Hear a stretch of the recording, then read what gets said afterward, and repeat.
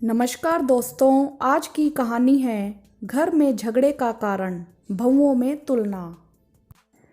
संचित के mummy papa जब भी आते तो हमेशा अपने छोटे बेटे अंकित और बहू शिखा के ही गुण गाते। वैसे वे अधिकतर अंकित के साथ ही रहते थे, पर 2 महीने में कभी 10-15 दिन उनके घर आते। संचित की पत्नी हेमा को उनकी बातों से बहुत दुख पहुंचता। हेमा शारीरिक रूप से थोड़ी कमज़ोर थी, पर फिर भी वह अपनी तरफ से उनका पूरा ध्यान रखती। इतना सब कुछ करने के बावजूद भी वे लोग कभी उससे खुश नहीं होते। एक दिन जब हेमा के मम्मी पापा उनसे मिलने आए तो हेमा के सास ससुर और मम्मी पापा मिलकर बातें कर रहे थे। तो बातों ही बातों में हेमा के सास ससुर अपनी छोटी बहू शिखा का गुणगान करने लगे कि हमारी बहू शिखा बहुत ही सेवादार है, सबकी बहुत दिल से सेवा करती है। बहुत कम बहुएं ऐसी होती हैं। यह सारी बातें रसोई में खड़ी हेमा को भी सुनाई दी और उसे बहुत दुख हुआ, क्योंकि अप्रत्यक्ष रूप से तो यह सब बातें उसे ही सुनाई गई थी। शाम को हेमा के मम्मी पापा चले गए। संचित के घर आने पर उसने हेमा का उतरा हुआ चेहरा देखा तो समझ गया कुछ तो बात हुई है। हेमा से पूछा तो हेमा ने सारी बात बता दी। संचित ने उसे समझाया कि हेमा, मैं तुम्हें भी अच्छी तरह से जानता हूँ और अपने मम्मी पापा को भी अच्छी तरह से जानता हूँ। लेकिन फिर भी हेमा ज़ोर ज़ोर से रोने लगी और कहने लगी, मैं इस घर की बड़ी बहू हूँ और शिखा छोटी, लेकिन बड़ी बहू होने के बावजूद मुझे शिखा जैसा प्यार इस घर में कभी नहीं मिला। मम्मी पापा को तो बस शिखा ही दिखाई देती है। मैं जो इतना दिल से उनके लिए करती हूँ, उन्हें यह सब दिखाई क्यों नहीं देता। मुझे पता है कि वह मुझ में और अंकित में शुरू से ही भेदभाव करते हैं और वही भेदभाव उन्होंने बहुओं में भी किया। मैं लाख चाहे उनकी सेवा कर लूँ, फिर भी उनका प्यारा बेटा अंकित ही रहेगा, और तुम भी चाहे उनकी लाख सेवा कर लो, उनकी प्यारी बहू शिखा ही रहेगी। तुम इन सब बातों को दिल से क्यों लगाती हो? बस ओम इग्नोराय नमः का जप किया करो और खुश रहा करो, क्योंकि इंसान के स्वभाव को बदलना बहुत ही मुश्किल है। हम लोग अपना स्वभाव नहीं बदल सकते, तो हम दूसरों से क्या उम्मीद लगाएं कि वह अपना स्वभाव बदल लें। कहते हैं बच्चे और बूढ़े एक समान होते हैं।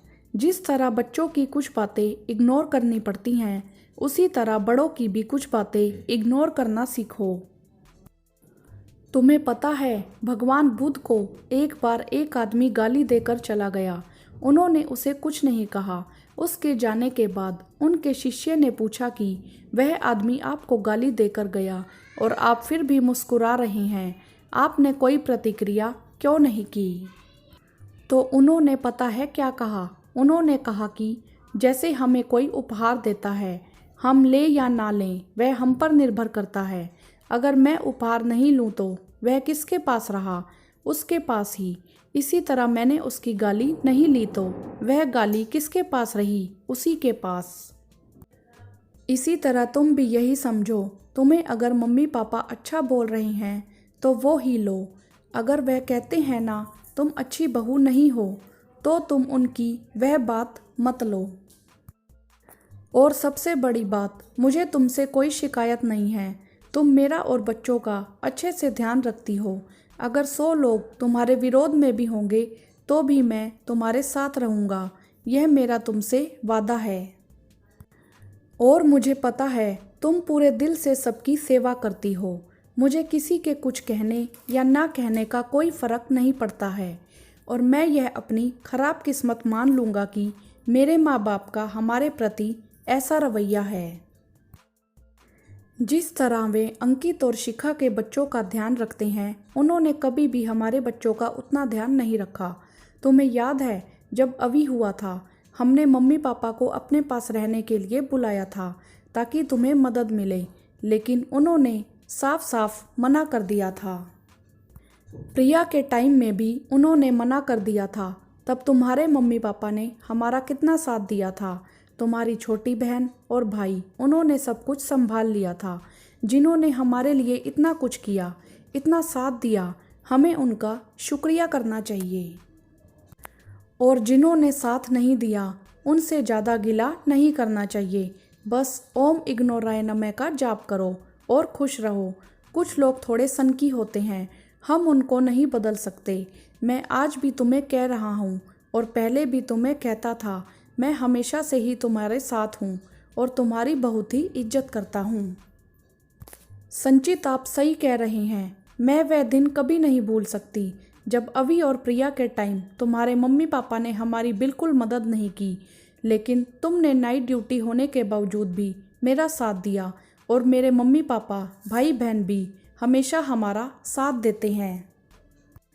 मुझे दुख तो इस बात का है कि वह मेरे माँ बाप के सामने इस तरह बोलते हैं कि अप्रत्यक्ष रूप से उन्हें लगे कि मैं अच्छी बहू नहीं हूँ और उनकी दिल से सेवा नहीं करती। संचित, मैं चाहती हूँ कि मेरे माँ बाप को मेरे कारण कोई दुख ना हो। शायद यह बात आप तब समझेंगे जब प्रिया की शादी हो जाएगी। और रही बात किस्मत की, तो मैं बहुत ही लक्की हूँ जो मुझे पति के रूप में आप मिले। और आगे से कभी मत कहना कि हमारी किस्मत खराब है। दोस्तों, जाने क्यों लोग इस तरह की अपेक्षाएं रखते हैं। खुद तो अपने फर्ज निभाते नहीं और दूसरों को ताने मारने में भी पीछे नहीं हटते। मैं यह नहीं कह रही कि सभी सास ससुर बुरे होते हैं और सभी बहुएं अच्छी होती हैं, लेकिन जहाँ पर तुलना की जाती है वहाँ पर सारे रिश्ते खराब हो जाते हैं। कभी बेटियों और बहुओं की तुलना करते हैं, कभी बड़ी बहू की छोटी बहू से तुलना करते हैं। आखिर यह लोग समझते क्यों नहीं? हर इंसान में अलग अलग गुण हैं, सबकी शारीरिक क्षमता भी अलग होती है। कोई बहुत अधिक काम कर सकता है, कोई थोड़ा सा काम करने से ही थक जाता है।